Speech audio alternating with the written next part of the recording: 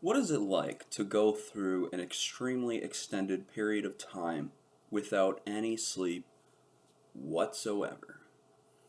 That's exactly what I'm going to talk about in this video. This video is going to be shorter than usual, but I promise you, this is an interesting one, so you'll want to stick around. I'm going to tell you how actions taken during a 5-day period where I went without sleep got me in the New York Times, and I'm going to put the link to that article in the description box. So I had a major manic episode as a result of bipolar disorder during my junior year of college. And there were many early signs indicating that I was going into mania. And this is a period during which many of those signs were noticeable and observable by others and myself. Of course, I wasn't familiar or educated on bipolar disorder at this particular moment in time, so I wasn't in a position to have the insight to prepare or take actions to prevent a full blown manic episode.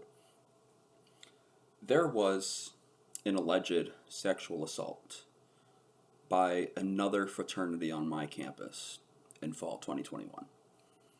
As a result of these allegations, there were protests against pretty much all college fraternities on the campus, where rioters and peaceful protesters gathered outside of fraternities, especially the one facing the allegation, Theta Chi.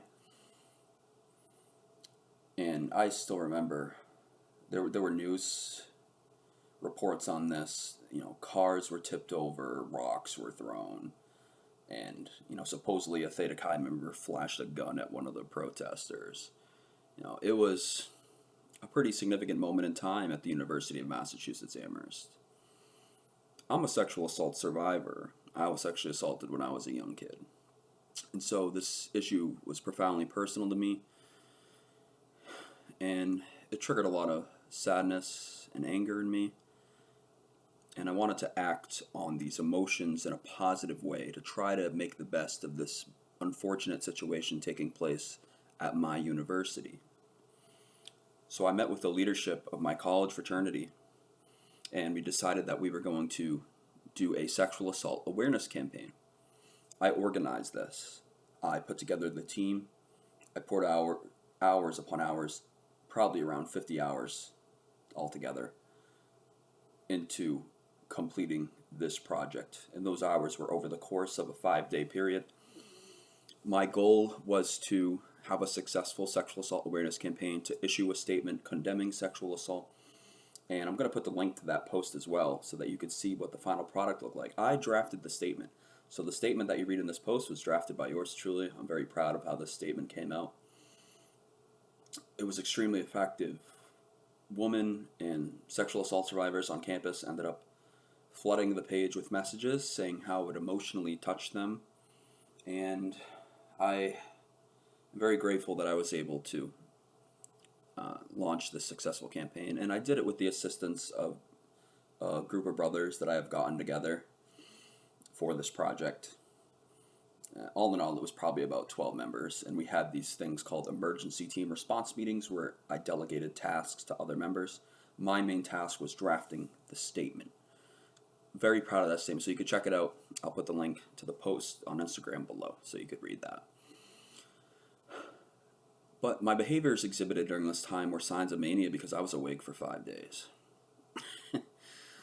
I, interestingly, didn't neglect too many of my responsibilities at this time. I was still going to work. I was still doing schoolwork on top of completing this project.